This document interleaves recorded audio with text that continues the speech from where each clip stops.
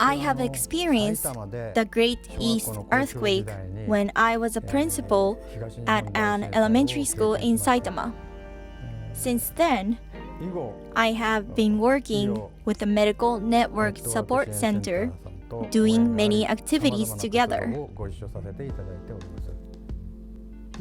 Ever since March 2011, the Medical Network Support Center has been supporting refugees and victims of the earthquake.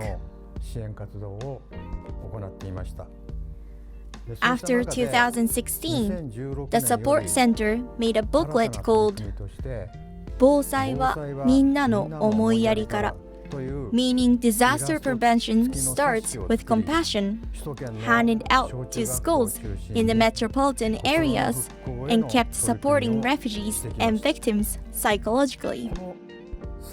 We have handed the booklet out to elementary schools and children-related facilities, asked them to use it for the education, for disaster prevention, and for ethics. One time, there was an elementary school asking if they could actually hear about the experience of the earthquake from victims in person. With the support of the support center, we made a connection with a storyteller and started the activity. Within 5 years, we tried to go as many schools that had requested, and now the number of schools went up to 51.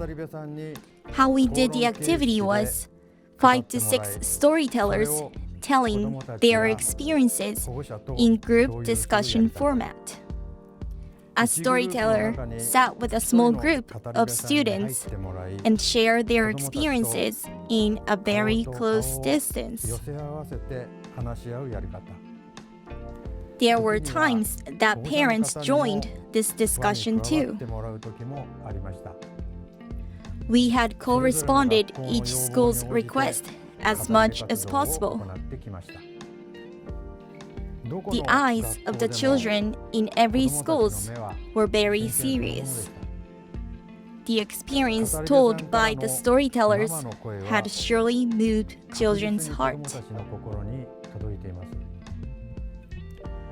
The word of a storyteller, when you are having a hard time, everyone else is too, made children grasp.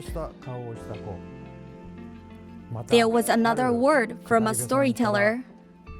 There are so many things that you can do after 10 years of the earthquake. However, there is something that you can start from now. That is, to be very nice to your friends. Many children smiled when they heard that. After the earthquake, the former sumo wrestler Yokozuna came to volunteer and cooked steaks for us. The happiest thing was when we could actually eat 100-yen croquette from the local convenience store. Some children started crying. We have had a time that we would never experience if students were just doing the regular school lessons. There was a 6th grade girl who said, "I learned that it is important to be aware and prepare for the disaster, and I want to work as a volunteer when I grew up." She looked very dependable. At the same time, having a time with storytellers changed teachers' awareness for the disaster, and many school principals had thanked us. The school education requires the basic of knowledge, virtue, and physical. I think that learning about the virtue will get very important part of the education from now on. And I am sure that psychological education will be the main lesson. Most schools have been doing the education for disaster prevention. However, I think learning about the prevention itself is not a final goal. I think that to learn about consideration through the disaster prevention is a very final goal. The lessons with storytellers are such a good opportunity for students to think about consideration, and I think that we should continue providing the lessons. Each word could be simple. However, to hear the story told by the storytellers who had actually experienced the disaster is an irreplaceable experience.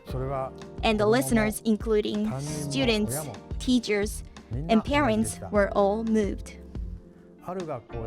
At one school, there was a time that a storyteller had a chance to chat with the principal of the school during the break. The storyteller said, "I heard thank you." And right after that, this person was carried away by a tsunami. The principal could not stop crying, and I am sure that this story will affect principal's life in some way in the future. The lessons of the storytellers will give a huge effect on school educations.